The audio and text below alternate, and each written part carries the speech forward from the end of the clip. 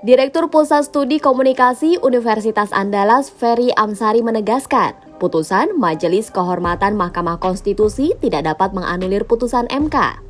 Hal tersebut menanggapi pernyataan Ketua MK Jimli Asidiki yang membuka peluang membatalkan putusan nomor 90/21/21/2023 tentang batas usia minimal calon presiden dan wakil presiden. Ferry menjelaskan bahwa tugas MK yakni memeriksa pelanggaran kode etik hakim konstitusi. Menurutnya, jika putusan MK bisa menganulir putusan MK, walaupun niatnya benar, maka hal tersebut dapat merusak sistem peradilan.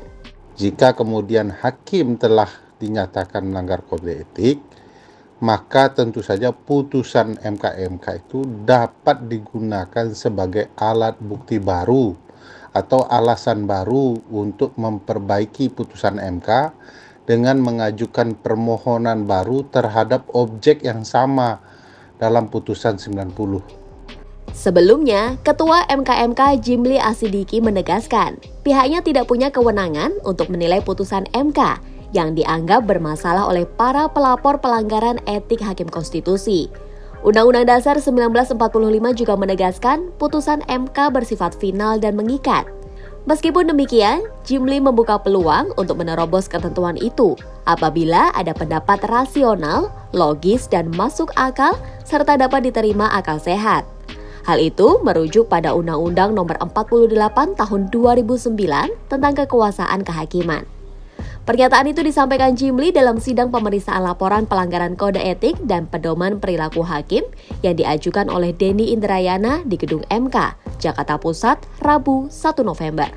Dalam Undang-Undang Nomor 48 Tahun 2009 tentang kekuasaan kehakiman, Pasal 17 ayat 3 dan 4 dijelaskan, Ketua Majelis Hakim atau hakim anggota harus mengundurkan diri jika ada hubungan kekeluargaan dalam perkara yang ditangani. Kemudian pada ayat 5 juga dijelaskan, ketentuan yang sama juga berlaku untuk hakim atau panitera. Selanjutnya, pada ayat 6 dijelaskan keputusan dinyatakan tidak sah jika melanggar ketentuan ayat 5. Sementara, pasal 17 ayat 7 disebutkan bahwa perkara sebagaimana dimaksud pada ayat 5 dan 6 diperiksa kembali dengan susunan majelis hakim yang berbeda. Meski demikian, Jimli menyatakan, para pelapor harus bisa meyakinkan lembaga penegak etik dan para hakim dalam argumentasi mereka. Dirinya masih belum yakin untuk membatalkan putusan MK tersebut meskipun argumentasi para pelapor masuk akal. Kalau Anda tanya apakah saya sudah yakin? Saya yakin belum. Dari Profesor Denny sudah paling logis itu. Cuma saya belum yakin. Kita ini ditugasi menegakkan kode etik perilaku hakim. Kok kita disuruh menilai putusan MK? Itu bagaimana? Kata Ketua MK Jimli Asidiki.